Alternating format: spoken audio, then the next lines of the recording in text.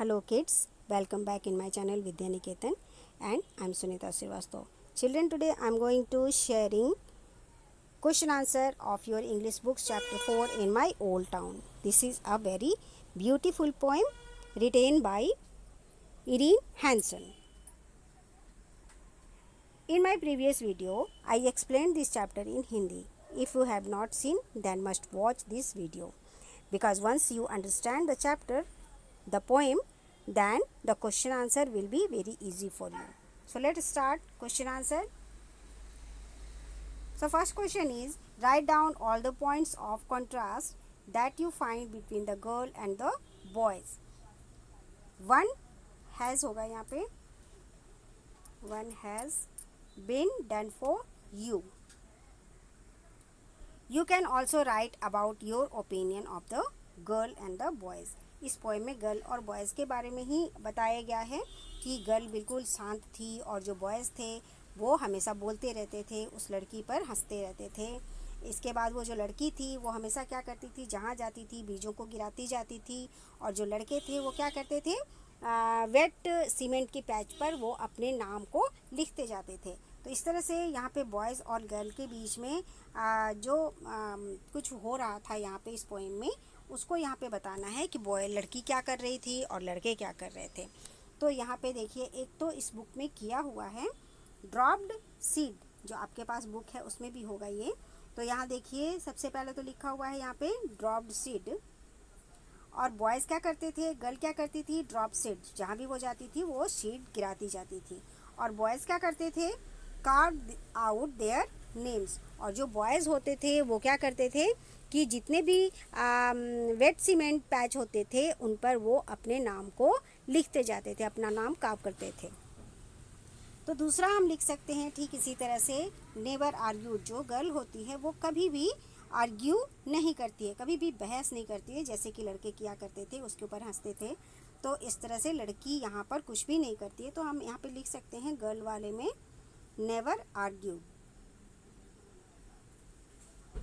Never argue, okay. और यहाँ पे हम बॉयज़ वाले में लिख सकते हैं laugh, boys laughed at her, laughed at the girl, okay. तो आप देखिए यहाँ पे जो गर्ल वाले में हम लिख सकते हैं नेवर आर्ग्यूड, और जो बॉय है वो हमेशा उस लड़की पे हंसता रहता था, हंसा करते थे वो बॉयज़। तो यहाँ पे हम लिखेंगे लाफ्ड एट द गर्ल, उस लड़की पे हंसते थे ये लड़के। चलिए क्वेश्चन नंबर 2 देखेंगे। Question number 2, why should the boys carve their name in wet cement, जो लड़के थे वो अपना नाम वेट सीमेंट पैच पर क्यों लिखते थे। आंसर होगा the boys would carve their name in wet cement to make a mark. Question number 3, why does the poet hope the boys were still carrying markers in their pocket? And the answer is, the poet hopes that the boys were still carrying markers in their pocket because she would love to see their face when she told them what she had seen in the street. Question number 4 is, what does the poet want the boys to do now? And the answer is, the poet wants the boys to say sorry to the girl who dropped the seed everywhere she went. Question number 5 is, what does the poet say about people who change the world?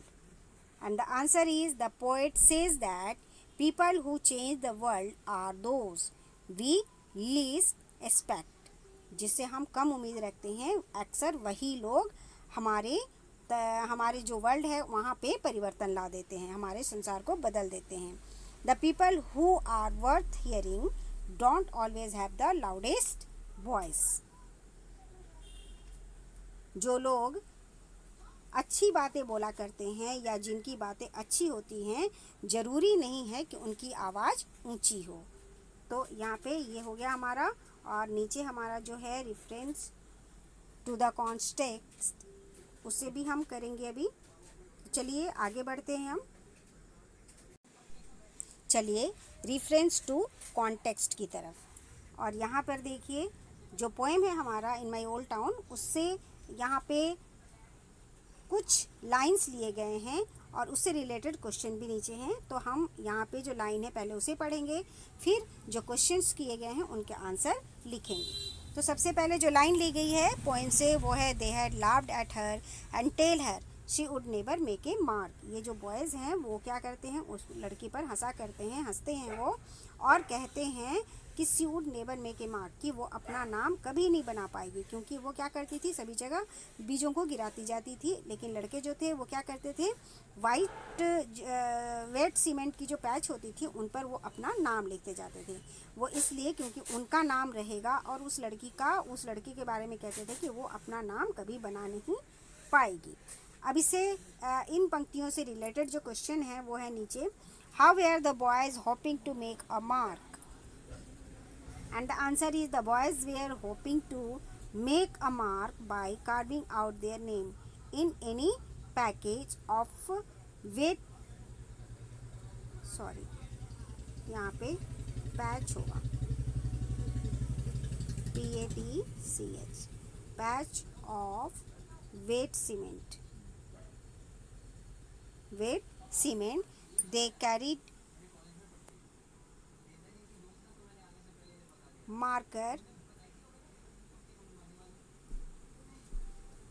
Marker in their pockets. जो boys थे वो सोचते थे कि अपना नाम बनाने के लिए वो वेट सीमेंट की जो पैच होती थी उन पर नाम लिखने से ही नाम हो सकता है, और वो हमेशा अपनी जेब में मार्कर्स लेकर घूमते थे। नेक्स्ट क्वेश्चन है हमारा question number B, why were the boys laughing at the girl. जो लड़के थे वो उस लड़की पर क्यों हंसते थे वो। And the answer is, the boys were laughing at the girl because they thought she would never make a mark by dropping seed everywhere. जो लड़के थे वो लड़की पर इसलिए हंसा करते थे कि वो कहते थे उस लड़की को कि केवल सीड्स को गिराने से ही कोई अपना नाम नहीं बना सकता। उन लड़कों के अनुसार तो अपना नाम बनाने के लिए नाम को लिखना पड़ता है, जैसे कि वो लिखा करते थे जो वेट सीमेंट की पैच होती थी उन पर। अगला क्वेश्चन है, where has the poet seen the girl and the boys. Poet जो थी उन्होंने उस लड़की को और उन लड़कों को कहाँ देखा था। तो आंसर होगा, the poet seen the girl and the boys in her old town. Next है हमारा क्वेश्चन, नेक्स्ट जो लाइन्स हैं इस पोएम की वो है, because I had love to see their faces if I told them what I have seen. और यहाँ इससे रिलेटेड जो क्वेश्चंस हैं, यहाँ जो पोएम की जो लाइन्स है वो ये कह रही हैं कि because I'd love to see their face, क्योंकि मैं उनके फेस को देखना बहुत पसंद करूँगी। If I told them what I have seen, और क्योंकि ताकि मैं उनको ये बता सकूँ कि मैंने यहाँ पर क्या देखा। और इससे रिलेटेड जो क्वेश्चन है वो है, who does there refer to। There यहाँ पर किसके लिए आया है, देयर यहाँ पे बॉयज़ के लिए आया है। तो आंसर आएगा, there is refer to the boys who laughed at the girl. There उन लड़कों के लिए है जो कि उस लड़की पर हंसते थे। नेक्स्ट क्वेश्चन है हमारा, what has the poet now seen. Poet ने अब क्या देखा। आंसर है, the poet now seen that the street where they once played now drawn beneath a sea of green and endless forest proudly stand there. Question number C है, what does she hope they should do now. जो poet हैं वो क्या चाहती हैं उन लड़कों से, पोएट क्या चाहती हैं लड़कों से। तो आंसर होगा, she hope that they should say sorry to the girl for laughing at her. Poet जो है वो ये चाहती हैं कि जो लड़के हैं वो उस लड़की को सॉरी कहें, क्योंकि वो उस लड़की पर हंसते थे। और जिस जगह पे बचपन में पोएट और बाकी के बच्चे जो खेलते थे वो अब बहुत ही खूबसूरत जंगल बन गया है, बहुत ही सुंदर पेड़ पौधे उग गए हैं, और वो पूरा स्ट्रीट जो है हरा भरा हो गया है। तो वो क्यों हो गया है? वो ड्यू टू उस लड़की की वजह से हुआ है जो कि सीड्स को गिराती जाती थी। तो आज जब वो वहाँ बहुत अच्छा बहुत सुंदर वहाँ पे फॉरेस्ट तैयार हो गया है, तब पोइट ये चाहती हैं कि जो लड़के हंसा करते थे उस पर, वो अब उस लड़की को सॉरी बोलें। इसके बाद है हमारा question, why do you think the girl never argued or explained herself to the boy. इस क्वेश्चन का मतलब है कि why do you think the girl never argued or explained herself to the boys. जो लड़की थी वो क्यों आर्ग्यूड नहीं करती थी या अपने आप को एक्सप्लेन क्यों नहीं करती थी लड़कों के सामने। तो आंसर है the girl never argued or explained herself to the boys because she knew that one day the seed which she dropped grow into big forest and their name stretched on the sidewalk। क्योंकि वो लड़की जानती थी कि एक दिन जिन बीजों को वो गिरा रही है वहाँ पे बहुत ही बड़े बहुत ही सुंदर पेड़ पौधे उग जाएंगे और बहुत ही सुंदर फॉरेस्ट तैयार हो जाएगा, ग्रीनरी हो जाएगी चारों तरफ, और उन लड़कों के नाम जो सीमेंट पैच पे लिखे हुए हैं वो अपने आप ही ख़त्म हो जाएंगे। क्वेश्चन नंबर 2 है, did the girl drop the seed because she wanted to become popular and well known, give reason for your answer. जो लड़की थी वो बीजों को क्या इसलिए गिराती थी कि वो पॉपुलर हो जाए, वो प्रसिद्ध हो जाए, लोग उसे जानने लगें? अपने उत्तर का कारण बताइए। यहाँ इसका आंसर होगा no, her act for dropping seed is a very simple work but it had a great and lasting impact on her surroundings. लड़की जो बीजों को गिराती थी वो कोई बहुत महान काम नहीं था, वो बहुत ही सिंपल बहुत ही साधारण काम था, लेकिन कभी कभी जो सिंपल वर्क होते हैं वो भी एक बहुत ही गहरी छाप छोड़ जाते हैं हमारी सराउंडिंग्स पर। क्वेश्चन नंबर 3 है, what lesson can we learn from the little girl. उस छोटी लड़की से हमें क्या सीख मिलती है? आंसर होगा the little girl gives us the lesson that a simple act can bring great and lasting impact on our surrounding. जो लड़की है उससे हमें सीख मिलती है कि कभी कभी बहुत छोटे काम करके भी हम अपने सराउंडिंग्स पर, अपने चारों ओर पर एक गहरी छाप छोड़ सकते हैं।